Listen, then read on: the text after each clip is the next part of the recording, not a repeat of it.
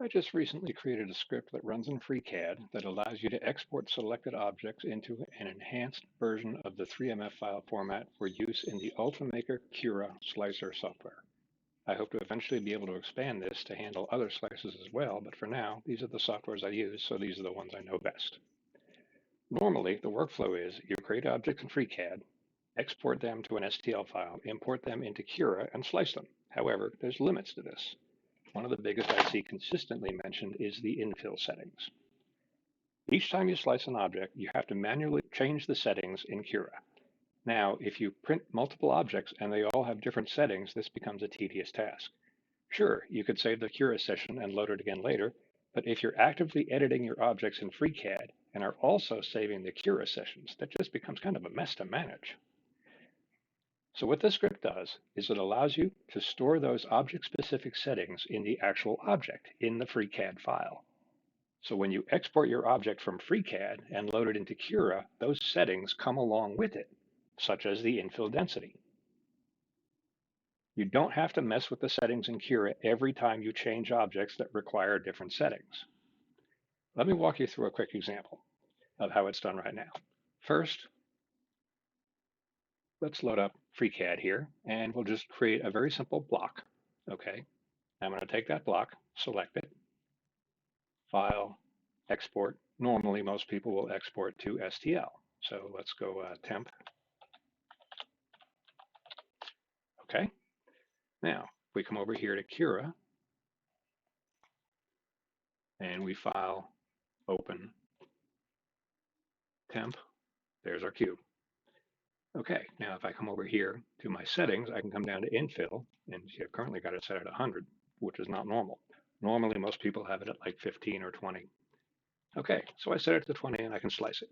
And there we go. Now I can export, save the file, print it, and there we go. Now, another interesting thing you can do with these is if you click the object, come over here, you'll see this fifth button down here, per model settings. Now, this is where your real magic happens. Come into the object, come down here, go to infill, turn it on. You'll see that it shows up over here. Now I can close this window and I can set the infill density on this one to 30%. Okay, now let me load that file again. So we got another cube. Now I'm going to take the second cube, come over here again and select the settings for it. And let's go to infill again, change the density. And now let's make this 80%. So now if I click on this one, you'll see it's still 30. If I click on this one, you'll see it's now 80. Now if I slice these two, zoom in a little here, and walk down the slice in the preview, you'll notice that their densities are considerably different. Now the problem is, if I create two of these boxes, like this over here in FreeCAD, well, the problem is, to get that infill density over here, if I come back over here to the Cura again, and I take this, well, here, let's do it this way. Come over here, take this. We will change its width length so it's a little bit thinner. Now we'll take this and we will export it again. And we export it to the same file because we're going to reuse it. TMP-STL, save. Already exists, yes. Now if I come over here to Cura, you'll see it says file has been modified. Now if I load that file, it changed both of them, but it kept the infill density because I haven't closed this software. But if I quit Ultimaker and load it up again, and for example, delete those objects. Now, if I come back in here and I load the temp STL, okay, come back over here, there's no settings. I lost everything. That's where my script comes in handy. Now, let me show you what happens here. First off, let's go back over to FreeCAD. Okay, now we'll take our cube, and now we'll come down here, anywhere in the property window, right-click, Make sure you have show all selected. If you don't have show all, well, let me put show all back on. You'll notice with show all, you'll see this option here called add property. If show all is not on, you won't see that property. So make sure show all is turned on, right click, add property, and this window pops up. Leave the type as app property string. Set the group to metadata Cura. This is important. This must be that way. And then let's take the next line and say infill sparse density. I'll explain how you get that value later, but for now, just work with me on this one. Okay, so let's save that. And now if you come over here to properties and scroll all the way to the bottom, you'll see that new value. Click on it, and let's say the density we want is going to be 78.93, some weird, ridiculous number. Okay, you can add other values. And in fact, let me add another, let me add a cylinder. Let a cylinder. Okay, and we're going to take the cylinder and we're going to right click again, add a property, and we'll add the same one.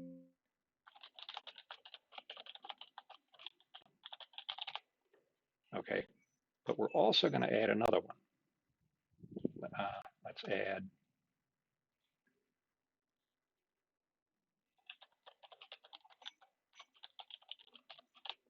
wall line width 0. Now these values, these properties I'm adding are properties that Cura recognizes. So you have to go find those properties in Cura. And again, I will explain how to do that later, probably in a different video because this I don't want this one to be long. So let's again take the sparse density and let's make it only 15 on this one. And let's make the wall thickness a full millimeter. Okay, now, to take these two objects, all right, select both of you, come on, there we go. Now I'm going to export these, but this time I'm going to export them using 3MF file format.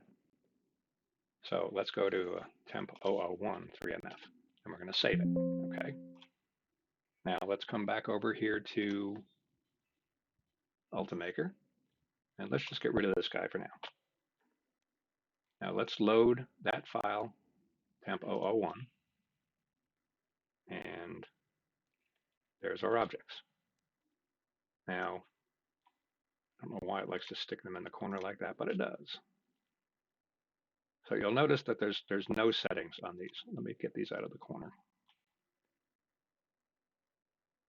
You'll also notice it joined it as a single object. I mean, I can't separate these two objects, and that's not what I want.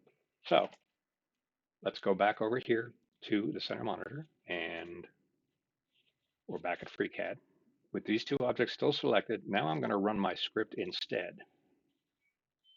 Okay, now watch what happens. Watch the difference. First, I'm going to go back up there to the same directory. Oh, it's the wrong directory, STL. And let's save this one as temp 002.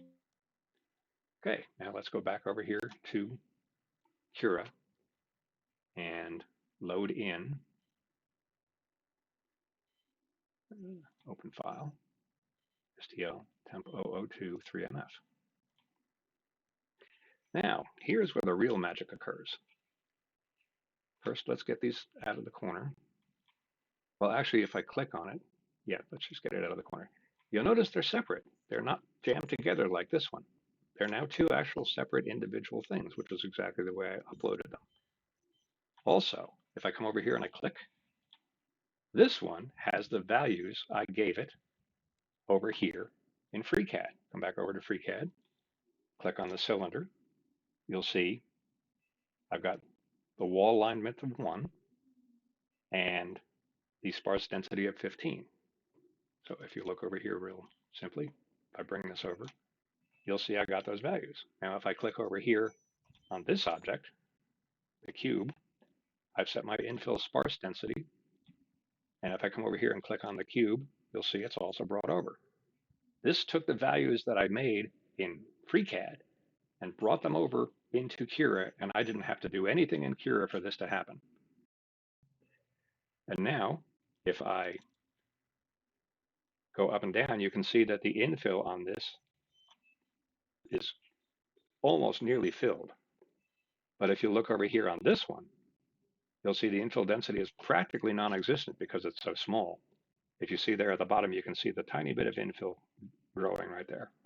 But look at the wall thickness. See how thick the wall is versus this one over here? This one has the default wall thickness, which I think is 0.4. This one here has a full millimeter of walls. So here's how you can take settings over here in FreeCAD, store them in the actual FreeCAD object so that when you export it and you bring it over here into Cura, you don't have to come over here and mess with the infill settings every time you load an object. It's stored in the object itself.